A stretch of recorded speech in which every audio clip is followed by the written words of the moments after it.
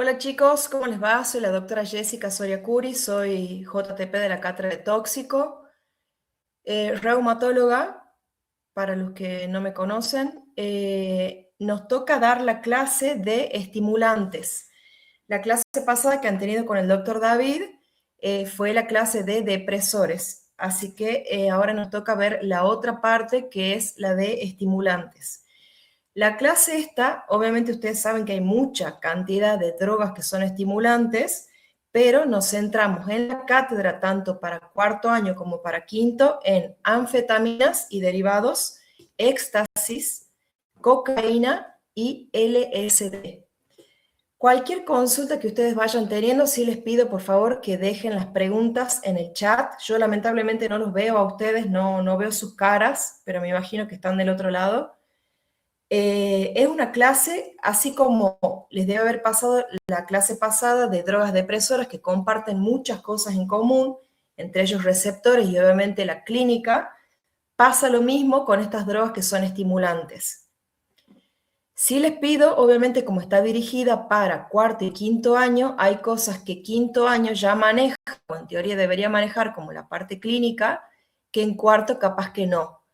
Entonces yo necesito que hagan consultas, si no llego a responderles en este momento pueden mandarme un mail como para ir resolviéndolas, pero sí quiero que ustedes vayan viendo, es como algo reiterativo en cuanto a la clínica, en cuanto al consumo, porque son todas drogas ilícitas, la mayoría, para que vamos encontrando las similitudes para que al momento de estudiarlas encuentren la correlación.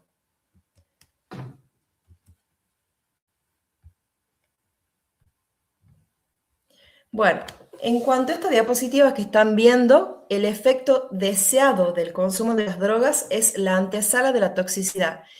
Hay algo que yo necesito que quede muy claro. Primero, como son drogas ilegales de consumo, nadie consulta cuando presenta un síntoma leve.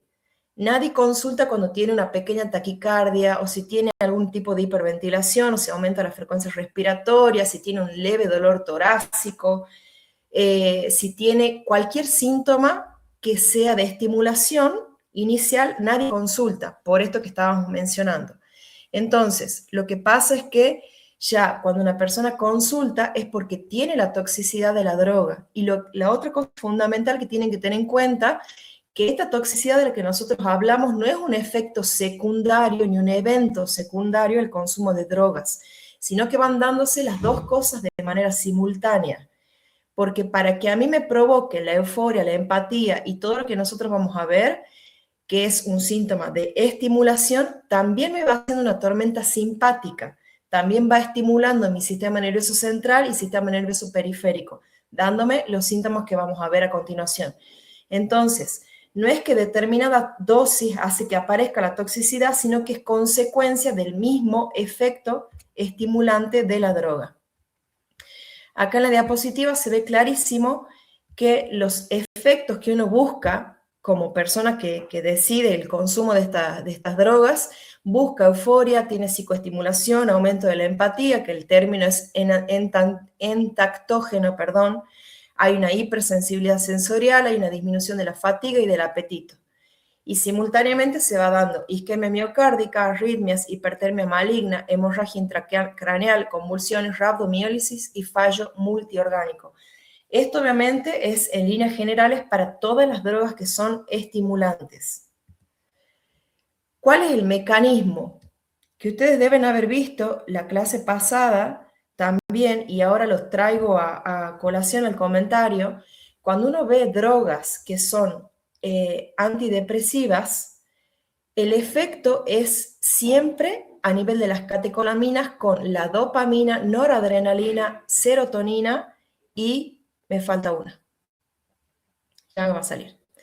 La cuestión es que en la limitación de la destrucción y de la recaptación y el aumento de la secreción cumple con condiciones que son para las personas que padecen depresión, por ejemplo. Y las drogas estimulantes ocasionan exactamente lo mismo. Acá se puede comparar en líneas muy generales el mecanismo de acción de las anfetaminas y el MDMA, que es el éxtasis, que es un derivado de las anfetaminas, pero en laboratorios que son clandestinos, en donde vemos que hay aumento de la serotonina, aumento de la catecolamina, aumento de la noradrenalina y de la dopamina con inhibición de la recaptación y bloqueo de la recaptación. O sea que hay una triple acción para que todos estos neurotransmisores que son estimulantes estén permanentemente haciendo acción. ¿Cuál es la consecuencia general del consumo de las drogas? Que por más que hablemos de estas dos, también toca a las otras drogas que están más adelante. Tienen una consecuencia de un postconsumo que es una depresión total de la serotonina que requiere tiempo para su recuperación. Entonces, independientemente del tiempo de acción que lleve cada droga estimulante, lo que tienen en común es que hace como una depresión de estos neurotransmisores que son los que nos hacen sentir bien, los que son realmente naturalmente estimulantes, y en esa depresión entra uno como en una bajada de estimulación y como una depresión real que lamentablemente lo que hace es que uno reincida en el consumo porque se va esa sensación. Hay personas que lamentablemente con esto que no es nada menor, uno lo ve como toxicología esperando que un paciente llegue intoxicado, pero puede ser o uno de nosotros, puede ser un compañero, puede ser un amigo, puede ser gente con la que uno comparta diariamente, que frente a la recompensa inmediata que uno necesita, que es lo que pasa en las redes sociales, la recompensa por cualquier cosa que uno hace y de manera inmediata lleva aún más al consumo de este tipo de drogas, haciendo que realmente sea frecuente tanto consultas clínicas, consultas en guardia o uno, como acabo de decirles, en el propio núcleo. Acá lo que también quiero que tengan en cuenta, nada es tan tajante ni tan típico de cada droga. Por ejemplo, la cocaína, que acá dice la diapositiva, bloqueo de la recaptación. La cocaína lo que hace es, sobre todo, actúa en la parte de la serotonina, pero también toca la adrenalina, la noradrenalina y la dopamina. Y siempre tienen como fin el aumento de la estimulación, o sea, una acumulación por estos tres mecanismos inhibitorios que acabamos de ver en la diapositiva pasada. En las anfetaminas o el MDMA, que comparten obviamente el mecanismo de acción, hay liberación con bloqueo de la recaptación, y en cuanto al MDMA, agota específicamente los receptores y depósitos de la serotonina. Y en cuanto al LSD, hace un agonismo directo porque es exactamente similar al receptor de la serotonina y es ahí donde el LSD actúa. Vemos pequeñas cosas diferentes de cada droga, pero en definitiva el bloqueo, la degradación y la recaptación es similar. Acá podemos también ver a grandes rasgos cómo las anfetaminas tienen un enfoque sobre todo a nivel del sistema nervioso central con la inhibición de la noradrenalina, la dopamina, tienen como signo clínico hiperactividad y trismus, y el órgano crítico donde nosotros tenemos que buscar la lesión es a nivel del riñón, del músculo, por rhabdomiólisis.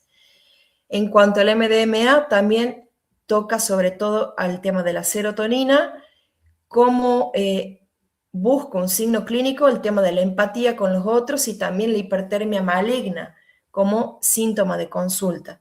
Sus órganos críticos son principalmente el cerebro, dando un síndrome serotoninérgico y alteración hepática porque es ahí donde principalmente se metaboliza. El LSD también tiene un efecto sobre todo a nivel del sistema nervioso central, estimulando los receptores de la serotonina y tiene como signo clínico principal, que esto sí es particular de esta droga, la sinestesia, que es escuchar olores con total alteración visual, las cosas se mueven, tienen otro color, tienen otra percepción de la parte auditiva, y el órgano crítico es más, aparte del sistema nervioso central, es la parte de la salud mental porque pueden entrar en psicosis o en pánico. Y por último, la cocaína también, dopamina, noradrenalina y efectos en el receptor de la serotonina, cuyo signo clínico es sobre todo vasoespasmo, con lo que genera isquemia y sangrado, que ya lo vamos a ver más adelante, y también su órgano crítico es corazón con infartos y arritmias. Acuérdense que esto no es tajante, no es que el éxtasis no puede presentar alguna alteración de hiperactividad, trismus, todos comparten los síntomas porque son drogas que son estimulantes. Esto es a modo de ejemplo nada más. Lo que sí también necesito que tengamos en cuenta, esto es un Power hecho con inteligencia artificial porque hay que ayornarse a lo nuevo, pero tengo algo arcaico para mostrarles que necesito que quede bien claro. Espero que se vea y que no esté al revés. Nosotros siempre preguntamos, porque esto es algo fundamental para poder diferenciar las drogas estimulantes cuando estamos en una consulta, sobre todo las de guardia, que es a donde vienen estos pacientes, donde una pregunta puede orientarnos hacia el tipo de droga que nosotros estamos por tratar de identificar. La primera dice cocaína. ¿Presenta alucinaciones? No. La cocaína no da alucinaciones de ningún tipo. Después tenemos las metilanfetaminas, que son un derivado de las anfetaminas, tampoco producen las anfetaminas tampoco producen alucinaciones. Esto tiene que quedar claro porque la variante, que ya les muestro en otra hoja, sí las produce. Por último, MDMA, que es el éxtasis, tampoco produce alucinaciones.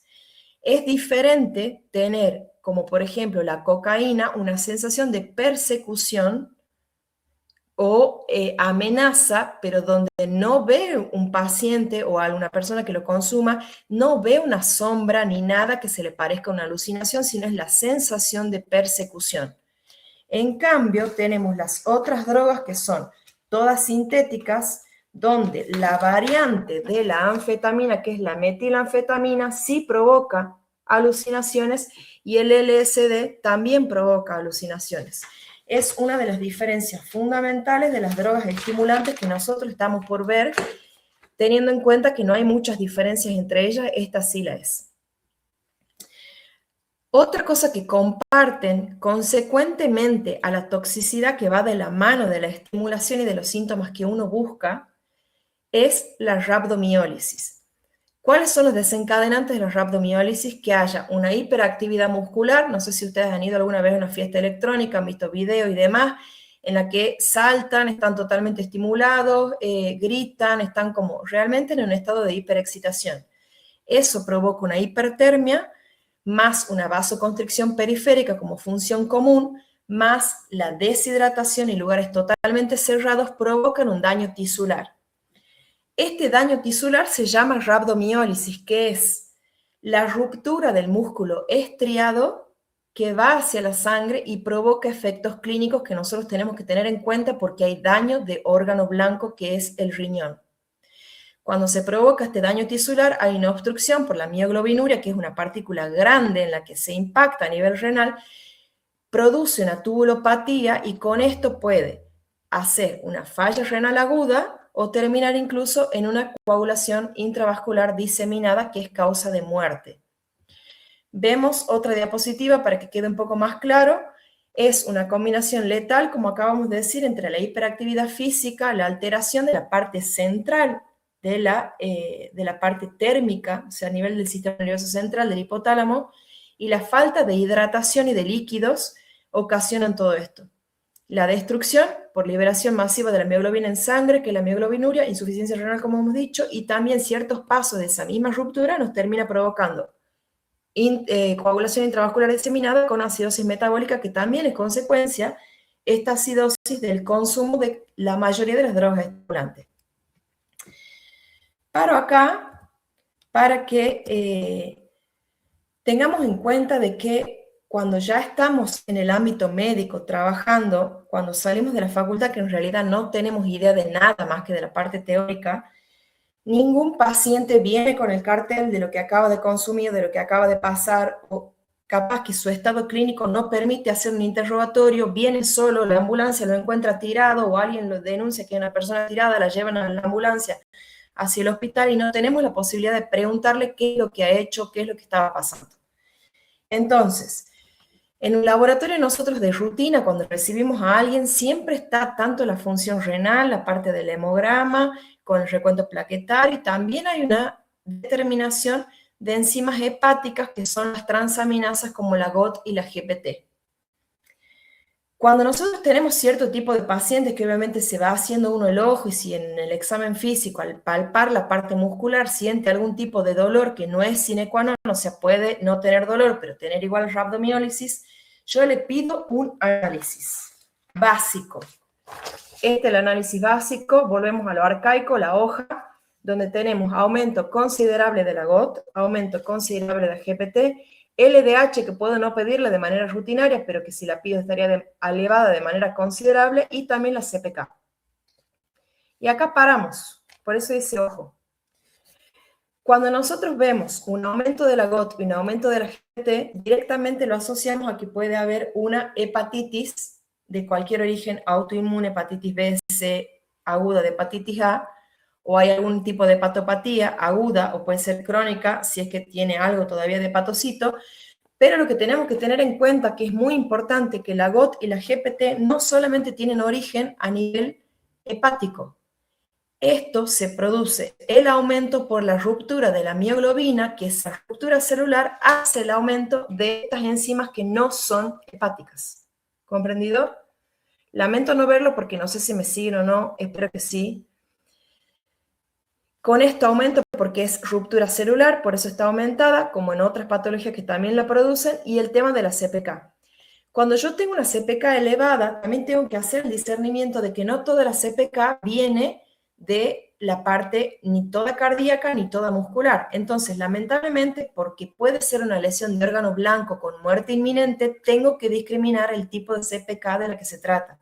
Si es la fracción del cerebro, si es la fracción del músculo, si es la fracción cardíaca. ¿Comprendido?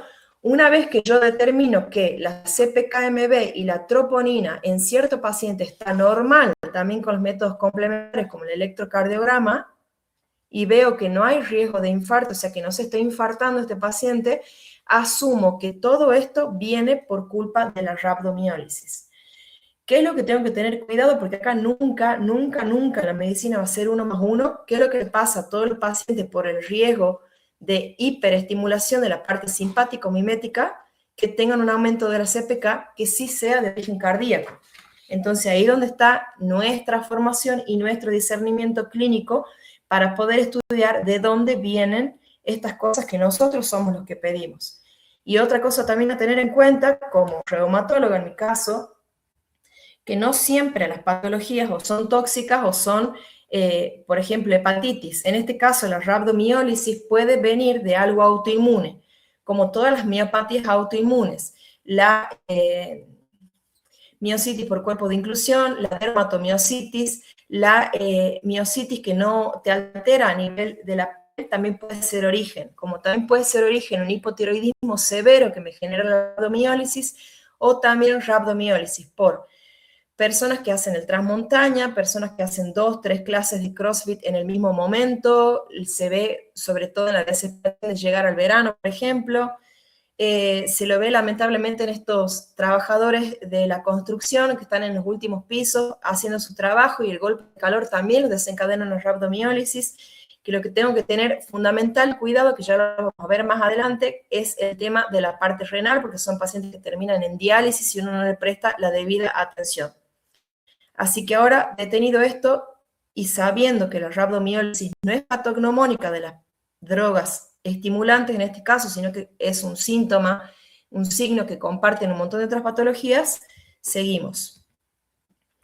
En cuanto al MDMA, desencadena un síndrome serotoninérgico con confusión, hipertermia, anomalías neuromusculares con hiperreflexia, mioclonías y ataxia, que las comparten las otras drogas estimulantes. Lo que sí pasa acá, porque hay una alteración en la secreción de la hormona antidiurética, hay sudoración excesiva, polidipsia con secreción inadecuada, como les digo, de la hormona, y riesgo de edema cerebral y crisis convulsivas por hiponatremia. En este caso hay una hepatotoxicidad aguda porque se metaboliza sobre todo con el citocromo P450 y ahí es donde ocasionaría esta hepatotoxicidad. Ya vemos más adelante cuáles son los criterios de admisión en una unidad de cuidados intensivos. ¿Qué pasa con el LSD? El LSD tiene una potencia extrema porque, a diferencia de las otras drogas estimulantes que se miden en gramos, estos son microgramos de consumo. Ese microgramo de consumo, lamentablemente, lo que hace es que uno no tenga manejo de la cantidad que consume porque da síntomas con pequeñas cantidades de droga. Entonces, ahí es donde hay que tener cuidado. Las vías y la cinética, que eso sí lo van a ver de cada droga, que en la cartilla está perfecta, cuáles son las que son vía oral, cuáles son sublinguales, cuáles tienen acción endovenosa, todo eso sí tienen que saber. Y obviamente, ¿cómo hago yo un diagnóstico de una determinada intoxicación o no? En cuanto a la curva que nosotros tenemos, siempre síntomas físicos, simpático-miméticos, todas dan midriasis en general, piloerección, taquicardia, náuseas, vértigos y tensión. Un cuadro psicodélico, acuérdense que estas drogas sí producen alucinaciones, que lo tienen que tener en cuenta, que es lo que hablamos de la sinestesia, ver los sonidos y oír colores. Y obviamente con el descenso de los efectos viene todo lo que es desagradable, astenia, cefalea, niveles variables de ansiedad o este flashback que tenemos, por ejemplo, en MDMA, que te hace volver esas sensaciones de estimulación que has tenido en algún momento durante el consumo. ¿Cuáles son los peligros de esta droga? Intoxicación aguda y obviamente con comportamiento sería el mal viaje, que se llama, con crisis de pánico, ideación paranoide, psicosis, conductas suicidas y el flashback que acabamos de mencionar. Riesgo simpático severo con sobredosis, colapso cardiovascular, hipertermia, convulsiones y coma, y vemos cómo se van repitiendo los síntomas. Embarazo y lactancia siempre teratogénico. En cuanto a la cocaína, lo que se ve acá abajo es que tanto el coqueo, que parece algo totalmente inofensivo, como el té de coca, tiene consumo de cocaína. Y acá tenemos, por ejemplo, el coqueo, que tiene un pico plasmático de tantos minutos. Esto queda subido, así que no se preocupen. ¿Cuánto es de ingesta de la cocaína? Paso 2, la pasta base, que es como un desecho de la cocaína o la primera parte que uno no ocupa, y así vamos viendo. Paso 3, cómo se va purificando. Y obviamente, la cocaína más purificada tiene un efecto inmediato a nivel de nuestro organismo, a nivel del sistema nervioso central y la parte también periférica. Toda droga que tenga una acción prácticamente inmediata tiene poca vida media y por ende esta bajada de la estimulación de la droga, que es desagradable, que es la que predispone al mayor consumo. ¿Qué pasa en general con esta tormenta simpático-mimética que nosotros mencionamos de las drogas estimulantes? Hay infarto cerebral, no es que hay, obviamente, sepan que todo esto no es en simultáneo, no a todos nos pasa todo como en cualquier otra patología, pero acá podemos tener infarto cerebral por el vasoespasmo, podemos tener hemorragia subaracnoidea por este mismo vasoespasmo, trombosis del seno venoso, convulsiones, la mayoría tiene midriasis, que es importante la toxicología ver pupila, porque la midriasis nos dice tipos de intoxicación o posibles intoxicaciones, como por ejemplo en los opioides que tenemos miosis. Por esa misma midriasis tenemos visión borrosa y todo lo que sea contractura muscular, como por ejemplo el trismus. Dan taquicardia, hipertensión, isquemia, vasoespasmo coronario, fibrilación ventricular, hipertermia, que se llama hipertermia maligna. Justamente se llama hipertermia maligna porque yo poniendo una dipirona no la resuelvo. Es realmente maligna porque es de origen central y necesito tanto fármacos como medios físicos para tratar de controlar. Y es un signo de mal pronóstico. No es una fiebre común, ya es un signo de mal pronóstico. También hay temblores, hay hiperreflexias, hay mioclonías y hay parestesias.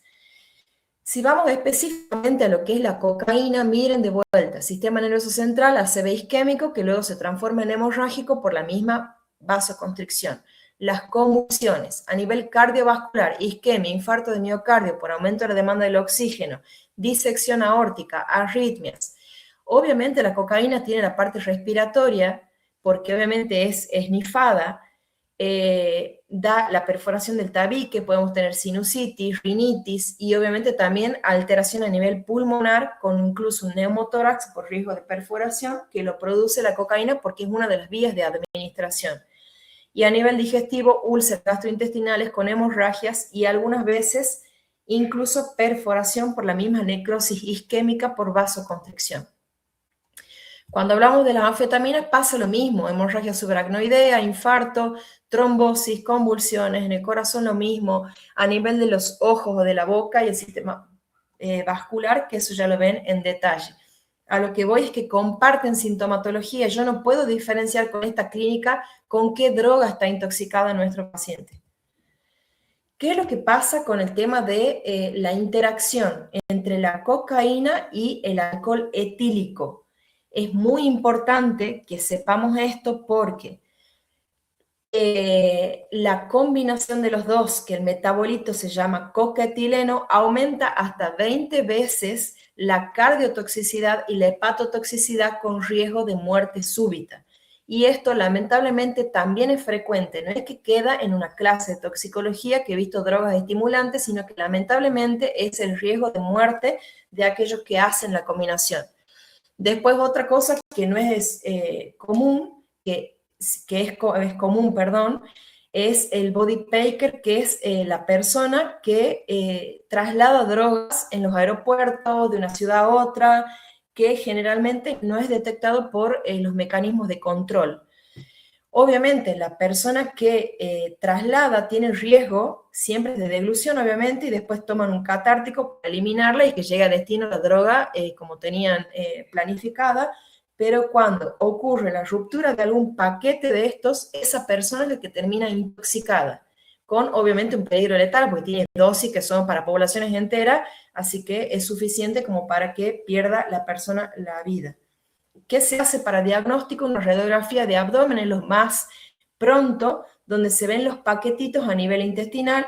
Si no hay ruptura o incluso con ruptura, se hace o cirugía o directamente un catártico cuando la persona está estable clínicamente sin ningún tipo de riesgo. Lo mismo pasa cuando mezclamos MDMA con alcohol. Hay mayor riesgo clínico, hay conductas de riesgo a los que están expuestos, agresividad, deshidratación, mucho más que tomando una sola droga, MDMA con cocaína o speed, que es el speed es la parte esnifada de la anfetamina, también hay una sobrecarga adrenérgica que es masiva con síntomas simpático-miméticos y el riesgo clínico obviamente es como acelerar todo lo grave de cada droga, infarto agudo de miocardio, ACV hemorrágico y la muerte súbita. Esta comparación, como les digo, no lo tomen tal cual porque la verdad es que no está definido, no es blanco-negro en este tema, pero podemos ver, por ejemplo, en MDMA que hay confusión y desorientación progresiva, hiperreflexia, mioclonía, rigidez en miembros inferiores, temblor, que es también lo que da lugar a la rhabdomiólisis, midriasis y diaforesis severa. En la parte de cocaína y anfetaminas, que es la estimulación simpático-mimética, hay agitación, hay paranoia, hay agudeza, euforia, tiene generalmente a nivel muscular un tono normal, una midriasis reactiva y una diaforesis profunda. ¿Qué es lo que pasa a nivel de diagnóstico? Una vez que lo hago, la parte de, por ejemplo, módulo metabólico, que módulo metabólico se refiere a glucosa y los iones nada más, pero en realidad está dividido, pero yo pido un solo análisis. La glucosa que puede reflejarme que haya riesgo de hiperglucemia por estimulación simpática, pero acuérdense que la glucosa es fidedigna si uno la toma, por ejemplo, en ayunas. Yo no sé si acababa de tomar un vaso de coca, por ejemplo, y está en una guardia por otro motivo, o sea que no es algo específico para un diagnóstico. Y en cuanto a los iones, sí tengo que vigilar, una hiponatremia, que es lo que más se asocia a la inhibición de la hormona antidiurética asociada con el MDMA.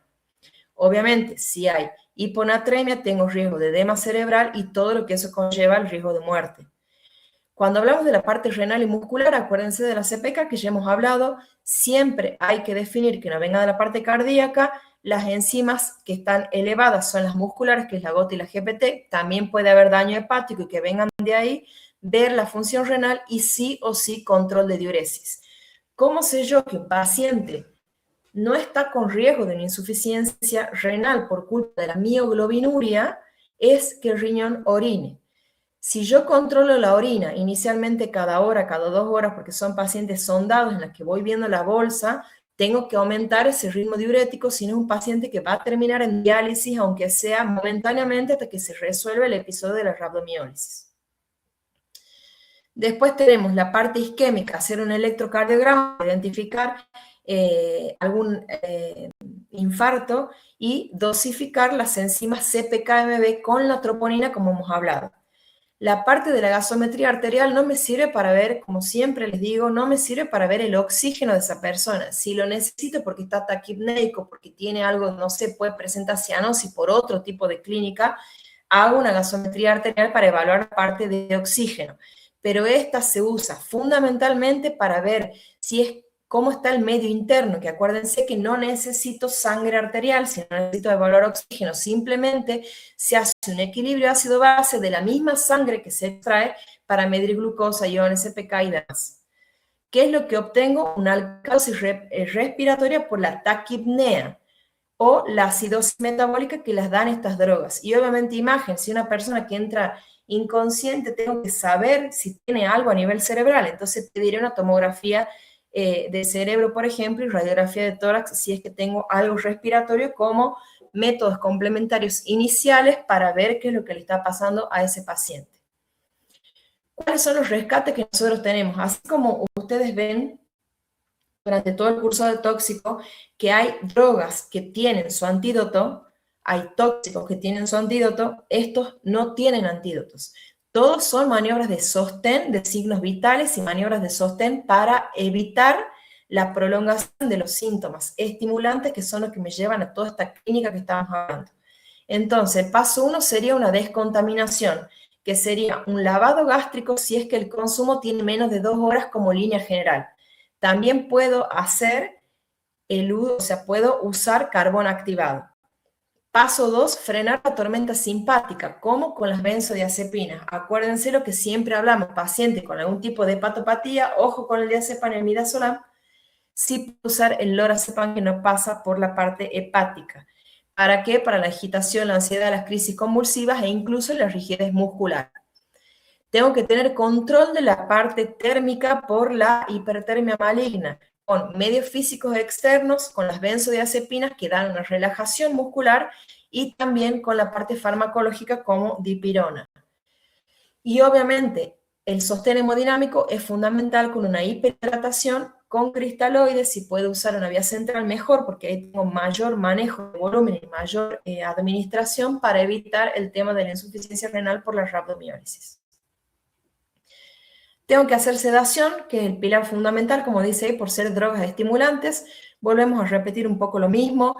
En caso de LSD, sumar el haloperidol si es que hay una psicosis refractaria, que también traigo a colación el tema de que hay personas que despiertan psicosis por el uso de drogas, que son pacientes que necesitaban esto como para hacer un brote, que después hay que ver si, sacando el consumo de la droga, si es que esos pacientes tienen estos brotes psicóticos o no, que estas drogas pueden predisponer a algo que ya tenían cierta predisposición, o simplemente ser por la droga. Control térmico y renal, hipertermia, que ya hemos hablado, la rhabdomiólisis, y también es fundamental el tema de la alcalinización de la orina. Ojo con la alcalinización de la orina si es que hay rhabdomiólisis, porque la alcalinización de la orina hace que uno aumente el ritmo diurético, pero si yo tengo la mioglobinuria dando vueltas, yo lo voy a llevar a ese paciente a que entre en una insuficiencia renal aguda con todo lo que eso conlleva que ya hemos hablado. En caso de emergencia hipertensiva, si no pasa nada con las benzodiazepinas, puedo usar hipotensores que son el nitroprusiato, la nitroglicerina y lo que está contraindicado son los beta bloqueantes, porque al bloquearlo los beta, dejo solo los alfa y hacen macana también, predisponen a toda esta cascada de estimulación. ¿Qué es lo que dice abajo? Contraindicación absoluta, no los beta bloqueantes en intoxicación, sobre todo por cocaína, porque bloquea los receptores beta dejando alfa sin oposición, potenciando catastróficamente la vasoconstricción coronaria y el vasoespasmo isquémico. O sea, no resuelvo ningún tipo de problema, lo empeoro. Espero que no estén perdidos, espero que me vayan siguiendo. Parece que es mucha información, pero en realidad no es tanto.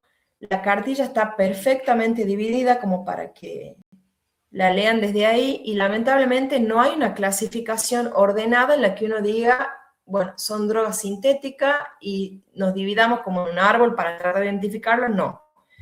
Se divide según la cantidad de gramos que se consume, se divide si que son sintéticas o naturales. Los naturales estimulantes serían, por ejemplo, los hongos, que nosotros no los vemos. Lo que sí hace falta es esto, o sea, no hay antídoto, es todo tratamiento sintomático y lo difícil está en hacer un diagnóstico. Eso es lo más difícil. También otra cosa, perdón, al finalizar la clase, perdón que lo diga ahora, pero también es importante que ustedes sepan que por ahí no es tanto el consumo de cierta droga, sino del tipo de persona, de los antecedentes clínicos, farmacológicos que tenga, de cómo se encuentra en ese momento anímicamente, si está cursando un duelo, si está con algún problema personal, si es una persona siempre que está aislada y que de repente con el consumo es más social. El consumo de droga tiene que ver con la situación de cada uno e incluso el lugar a donde está, si es que está en una fiesta, si es que está solo, entonces es como muy relativo el tema de la clasificación porque depende incluso los síntomas que presenta de cada individuo. Hacer un caso clínico, ya voy a ver si es que hay algún tipo de pregunta. Hacemos un caso clínico rapidísimo. Mujer de 42 años ingresa por epistaxis masiva con broncoaspiración e insuficiencia respiratoria secundaria. Necesita intubación, ventilación mecánica e ingreso a unidad de cuidados intensivos. Después de la estabilización hemodinámica en exploración física, se constata que está tetrapléjica con reflejo pupilar y movimientos oculares en plano vertical conservados. Cuando nosotros preguntamos qué antecedentes tiene, refiere que es hipertensa, tiene gastritis en tratamiento con ranitidina, es tabaquista y no tenía ningún otro hábito tóxico que mencione. ¿Qué diagnósticos presuntivos sospechamos y qué otros antecedentes personales investigaría? Volviendo a la primera diapositiva, entra por una epistaxis masiva con broncoaspiración, que puede ser de la misma epistaxis masiva y obviamente le da la insuficiencia respiratoria. ¿Yo qué pensaría que tengo? No descarto que sea algo toxicológico, claramente, porque estamos en clase de toxicología. Si tuviera una diarrea y estamos en parásito, digo un parásito, no es ese el mecanismo que necesitamos para hacer diagnósticos clínicos, sino mujer de 42 años, ¿puede tener algún problema de la coagulación, alguna coagulopatía? Tranquilamente. 42 años, ¿puede tener alguna malformación vascular a nivel cerebral que le haya ocasionado un ACV hemorrágico? Tranquilamente. Puede ser una paciente lúpica, que es joven, que tenga una plaquetopenia y que por eso haya hecho esa epistaxis masiva, tranquilamente. ¿Comprendido? Y obviamente el síntoma de la tetraplejía pasa porque todo esto está a nivel seguramente cerebral, manifestado por una epistaxis anterior. ¿Comprendido? Nadie viene con el cartel de qué es lo que le está pasando y yo tengo que empezar a hacer diagnósticos diferenciales. Hipertensión arterial también es algo a tener en cuenta porque con 42 años una persona muy joven, igual que menos de 42 años, si una persona de 15 años tiene hipertensión, tengo que estudiar las arterias renales para ver si es que no hay alguna estenosis o algo que sea una malformación vascular que me esté ocasionando esta hipertensión arterial. No es común. Gastritis, bueno, puede ser. Paciente acude a urgencias, esto como antecedente, hace un año por dificultad para articular las palabras. Pérdida de coordinación de los movimientos en la extremidad superior derecha de instauración brusca. Otro diagnóstico diferencial podría ser, por ejemplo, un síndrome antifosfolipídico que tiende a tener anticuerpos que hacen más espesa la sangre, hablando malísimamente mal y pronto, en la que se forman coágulos que pueden tener impactación a nivel cerebral y darme un ACV que a posterior inicialmente es isquémico y posterior se hace un ACV hemorrágico, como otro diagnóstico diferencial. ¿Qué se explora el examen físico? Absolutamente todo. Si yo quiero ver si es alguna coagulopatía, no va a ser el único sangrado que tenga porque las plaquetas seguramente están bajas y tengo que tener petequias, sangrado gingival, tengo que tener otro signo de sangrado, algo ginecológico, algo que me llame la atención. Obviamente, todos los parámetros vitales, así como ustedes saben, todo lo que es ABCDE, se lo hace a la perfección y en simultáneo. Mientras se van manteniendo los signos vitales y la estabilidad hemodinámica del paciente, alguien va revisándolo de punta a punta. No es que haga una cosa u otra, se hace todo en simultáneo, incluyendo el plan de los métodos complementarios. Acuérdense que es fundamental que nos ha pasado a nosotros en la consulta de un paciente que tenía una glomerulonefritis en estudio, que nos hacen interconsulta pensando que era algo autoinmune, con anticuerpos totalmente negativos, que tenían sospecha de vasculitis sistémica o sospecha de lupus, que al examen físico tenía perforado el tabique. Esa perforación del tabique se da porque el cartílago que bloquea ambas fosas se nutre por imbibición. Esa imbibición con la cocaína, que hace un vasoespasmo, saca la nutrición del cartílago y se pierde, quedando perforado. Y es una de las cosas que son importantísimas a la hora de un examen físico para inferir que tenían consumo de drogas, ¿comprendido? Y no estar buscando, como nos ha pasado a nosotros inicialmente, alguna enfermedad autoinmune que justifique el cuadro. La glomerulonefritis estaba, pero era por vasoconstricción por consumo de cocaína. Así que acuérdense, así como busco el tema del cartílago, obviamente no todo lo que tienen por el cartílago son cocainómanos, claramente, también puede ser por cirugías, por rinoplastia, que también sufre el cartílago. También tengo que ver a nivel de la piel si es que tengo signos de venopunción. Siempre ver signos de venopunción porque eso también habla de que puedo tener incluso una endocarditis o algo infeccioso producto del uso endovenoso. En la exploración física de esta paciente tenía dificultad para articular las palabras, no tenía coordinación en los movimientos, el lenguaje estaba disártrico, tenía una paresia facio-braquial derecha, un ecodoppler transcraneal que estaba acelerado. En cuanto al laboratorio, teníamos normal esto, las plaquetas estaban normales, descartando ciertos diagnósticos diferenciales que ya hemos mencionado. Sí tenía 16.000 blancos, que es como si fuera una paciente que estaba infectada por algo, que eso es lo que tendremos que ver, incluso puede ser una meningitis, ¿por qué no? Tenemos hiponatremia, también como algo orientativo, que hemos hablado cuál es la droga que da hiponatremia. Después tenemos una analítica de un equilibrio en sangre con la CO2 que está baja. La creatinina está normal, la glucemia está un poco elevada, pero no era en ayuno, así que no la tengo en cuenta. Y una CPK de 2.289 unidades con un valor que corta en 150. ¿Cuál es el paso siguiente a ver una CPK tan elevada? Determinar de dónde proviene. Por eso, acto seguido, hizo enzimas cardíacas, troponina y la fracción MB de la CPK quedan totalmente negativas, entonces asumo que es por rhabdomiólisis. ¿En qué diagnóstico toxicológico pienso? Sobre todo con todo lo que ya hemos mencionado a esta paciente, que puede ser por droga estimulante al menos. ¿Qué estudios complementarios hago? Resonancia magnética, por ejemplo, del cerebro, que no todos tenemos. El único aparato, el resonador que hay en el público está en el Hospital Padilla, que generalmente encima está roto, así que puedo usar una tomografía, que sí tenemos mayor disponibilidad.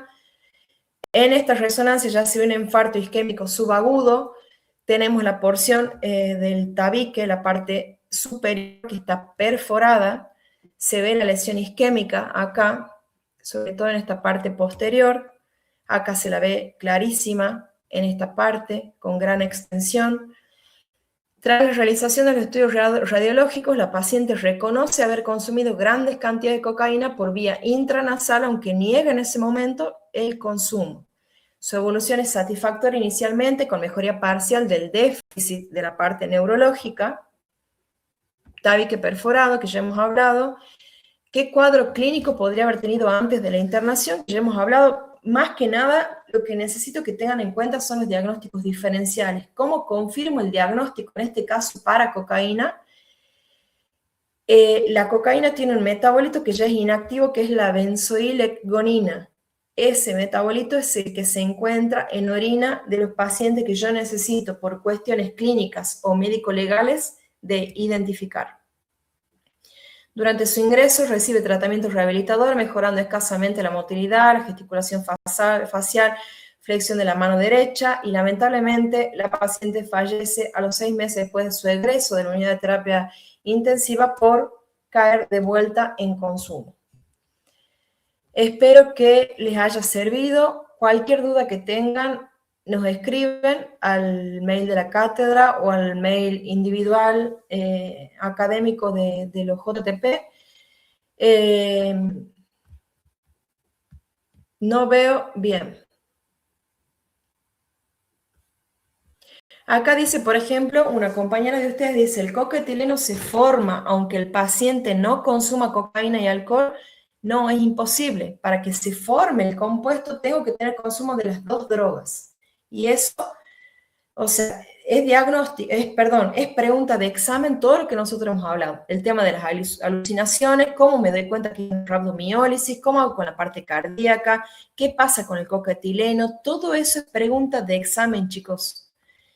Y yo por ahí no quiero que lo vean como algo de que yo me siento, lo estudio porque tengo que sobrevivir. Tienen que sobrevivir a tóxico. Perfecto, todos queremos promocionar y nosotros también, más que nadie, con 4JTP, también queremos que promocione, claramente, pero esto no lo vuelven a ver nunca más, salvo que se dediquen a esto. Entonces pido por favor que más allá de la lectura para la supervivencia, de la aprobación, necesito que sean buenos médicos y que tengan discernimiento clínico o que por lo menos sepan de que algo no les cierra y consulten. Uno lamentablemente no puede decir, espérame, está con el infarto, espérame que vaya a repasar a IAM y vuelva. No se puede, chicos, así que les pido por favor que lo lean con conciencia médica, no solo para sobrevivir. Bueno, espero que les haya servido los chicos de cuarto. También ya estamos en la cuenta regresiva. Cuarto ya es prácticamente lo mismo. Bueno, creería que no hay más preguntas. Cualquier cosa nos escriben. Esto queda grabado para que puedan verlo. Todo lo que es extenso lo ven de la cartilla. Si surgen dudas de la cartilla, nos escriben. Y si surgen dudas que no están en la cartilla, las consultan también con la cátedra y también pueden ver otra bibliografía, pero no pueden no saber lo que está en la cartilla. Les pido por favor. Estudien y nos estaremos viendo, si Dios quiere, próximamente. Quiero ver cómo corto la clase. Ya están totalmente desocupados, chicos. Cuídense y bueno, y estamos